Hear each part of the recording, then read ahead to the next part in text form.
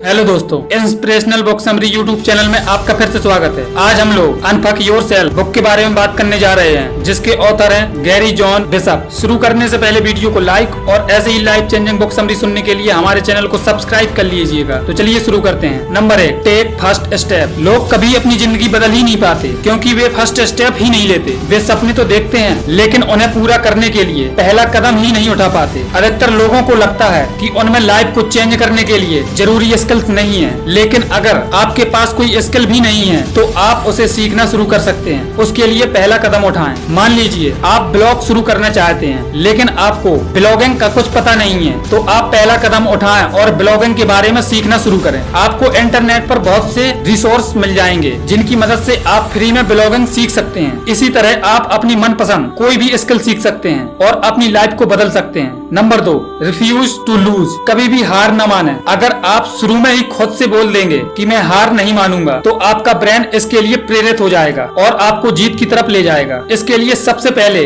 आपको अपने गोल या प्रोजेक्ट को छोटे भागों में बांट लेना चाहिए और प्रतिदिन कुछ एक्शन जरूर लेना चाहिए। अगर मुश्किलें आती भी हैं तो आपको उन्हें धीरे धीरे सुलझाना चाहिए। इसमें टाइम लग सकता है, इसलिए हड़बड़ी न करें बल्कि ठंडे दिमाग से डेली थोड़ा ही सही कुछ काम जरूर करें जो आपको आगे की दिशा में ही बढ़ाए। जैसे आप ब्लॉगिंग में भी धीरे धीरे आगे बढ़े। पहले पोस्ट लिखना सीखें, फिर एसईओ पर ध्यान दें, फिर गेस्ट पोस्ट के बारे में सोच सकते हैं। सब कुछ एक साथ न करने लग जाएं, इससे आप हड़बड़ा जाएंगे और छोड़कर भाग जाएंगे। साथ ही खुद को दूसरे से कंपेयर न करें, दूसरे की सिचुएशन अलग हो सकती है। Number 3, think differently about problems. कुछ लोग यह सोचते हैं कि उनकी जिंदगी में प्रॉब्लम्स ही प्रॉब्लम्स हैं और दूसरे में मजे हैं। यह सोचकर ऐसे लोग कुछ भी नया करने की ही नहीं सोचते, वे पहले ही हार मानकर बैठ जाते हैं। लेकिन ऐसा नहीं है, हर किसी की जिंदगी में प्रॉब्लम्स होती हैं, इसलिए आपको हमेशा ऑप्टिमिज्म अपनाना चाहिए। कितना भी बुरा वक्त क्यों ना हो, आपको कुछ पॉजिटिव ढूंढ लेना चाहिए। आपकी लाइफ में कुछ प्रॉब्लम्स जरूर होती हैं लेकिन उसके साथ साथ अच्छी चीजें भी होती हैं। लेकिन हम ऐसी मेंटालिटी बना लेते हैं कि प्रॉब्लम्स को ही देखते रहते हैं। इससे हमारा दिमाग और बॉडी निगेटिव तरीके से प्रभावित होती है और हम लाइफ में आगे नहीं बढ़ पाते। इसलिए आज से ही यह बोलना बंद करें कि आपकी लाइफ में प्रॉब्लम्स ही प्रॉब्लम्स हैं। जितना आपके हाथ में है उस प्रॉब्लम्स को सॉल्व करें। धीरे धीरे ऑप्टिमिस्टिक एटीट्यूड से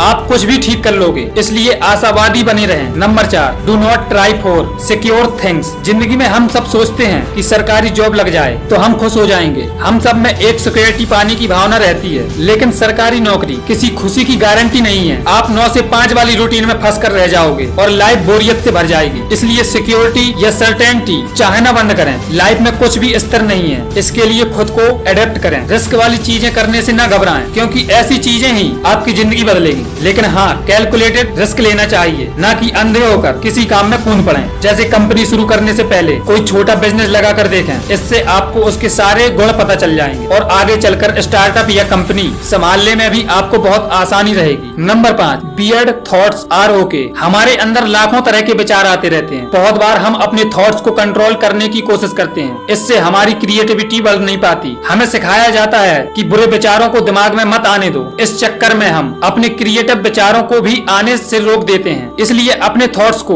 रोकिए मत, बल्कि उन्हें आने दीजिए और फिर एनालाइज कीजिए। सोचिए कि जो नए थॉट्स आए हैं क्या वे दुनिया को बदलने की ताकत रखते हैं। क्योंकि कई बार हम अपने ही थॉट्स से डर जाते हैं और उन्हें दिमाग से हटा देते हैं, बल्कि ऐसे थॉट्स में ही क्रिएटिविटी के बीज होते हैं। इसलिए अपने वियर्ड थॉट्स को समझने की कोशिश करें। हो सकता है उनसे आपको एक नया ही आइडिया मिल जाए जो समाज में भी अभी मौजूद ही नहीं है। Number 6, replace jealousy with change. मनुष्य स्वभाव से इमोशनल प्राणी है। हमारी इच्छा और एक्शन इस बात पर निर्भर करते हैं कि हम कैसा फील कर रहे हैं। पॉजिटिव इमोशंस हमें आगे बढ़ने की ताकत देते हैं, जबकि नेगेटिव इमोशंस हमारी प्रोडक्टिविटी कम कर सकते हैं। कई बार अगर कोई हमारे आइडियाज को क्रिटिसाइज कर देता है तो हम बुरा मान जाते हैं, हमें गुस्सा आने लगता है। लेकिन लेखक कहते हैं कि ऐसा न करके हमें यह ध्यान देना चाहिए कि सामने वाले ने हमें क्रिटिसाइज क्यों किया। अगर सच में हमारे आइडिया में कोई कमी है तो हमें उसमें सुधार करना चाहिए। इससे आपका आइडिया और भी अच्छा हो जाएगा। ऐसे ही जब हम किसी को सफल होते देखते हैं तो ईर्ष्या से भर जाते हैं। हमें लगता है कि दूसरा हमसे ज्यादा सक्सेसफुल कैसे हो गया। लेकिन उनकी सक्सेस के बारे में नेगेटिव सोचने के बजाय हमें पॉजिटिव सोचना चाहिए। हमें यह एनालाइज करना चाहिए कि दूसरे ने सक्सेस कैसे हासिल की। हमें उससे प्रेरणा लेनी चाहिए और यह भी सोचना चाहिए कि दूसरे दूसरे को ईश्वर ने सक्सेस दी है, इसी तरह वह एक दिन हमें भी देगा। Number 7, remember earlier success. हमेशा अपनी पिछली सफलता को याद रखें और यह भी याद करें कि उसे पाने में आपको कैसी मुश्किलें आई थी, लेकिन निरंतर प्रयास करते रहने से आपने सफलता हासिल की थी। पिछली सफलता से मिले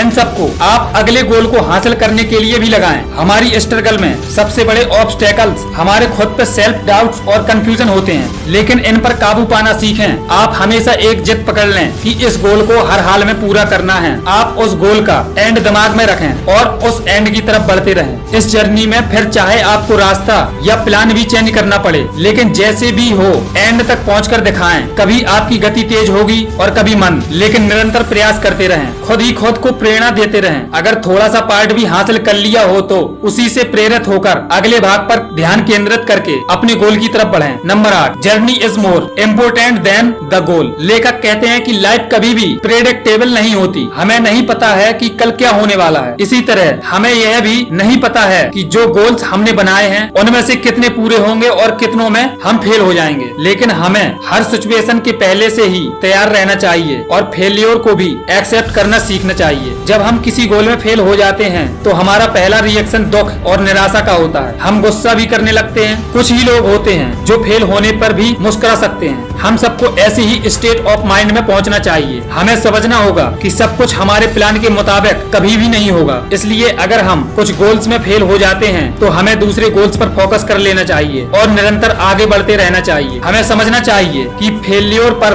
रोने धोने से क्या हालत अच्छे हो जाएंगे, कभी नहीं। टाइम आगे ही बढ़ता रहेगा, वह हमारा रोना देखने के लिए नहीं रुकेगा। बस हमें टाइम के साथ साथ आगे बढ़ते रहना चाहिए। दिल में दुख और निराशा भर लेने से हम स्ट्रेस और डिप्रेशन में डूब जाते हैं। इससे जिंदगी की खुशियां भी दूर हो जाती हैं। इसलिए हमेशा नए गोल बनाकर उन पर काम करते रहना चाहिए। Number 9, do not blame others. अपनी गलतियों की जिम्मेदारी लेना सीखें। ज्यादातर लोग फेलियर का ब्लेम दूसरों पर डाल देते हैं और ऐसा 2 कारणों से होता है। पॉइंट 1, हम खुद को परफेक्ट मान बैठते हैं, जबकि ऐसा नहीं है। गलती किसी से भी और किसी भी एज में हो सकती है। पॉइंट 2, हम सोचते हैं कि गलती मानने से और उसकी जिम्मेदारी अपने सिर पर लेने से हम छोटे हो जाएंगे। इन 2 कारणों की वजह से लोग गलती करने से बचना चाहते हैं और गलती से बचने के लिए वे कोई नया काम करने का रिस्क ही नहीं लेते, इसलिए उनकी लाइफ में कभी ग्रोथ नहीं होती। इसलिए अपनी सोच बदलें। गलती करने से ना घबराएं और ना ही उसकी जिम्मेदारी लेने से, बल्कि आप गलती से सबक लेकर फिर से कोशिश करें। जितने काम आप करते जाएंगे उससे आपका तजुर्बा बढ़ता जाएगा और गलतियाँ सबसे अच्छी टीचर होती है। दूसरे की बात से आप उतना नहीं सीखते जितना गलती करके सीखते हो। Number 10, the 2 steps to freedom. किताब के अंत में लेखक ने 2 तरीके बताए हैं जिनसे आप असली फ्रीडम हासिल कर सकते हो, फिर चाहे वो पैसे की हो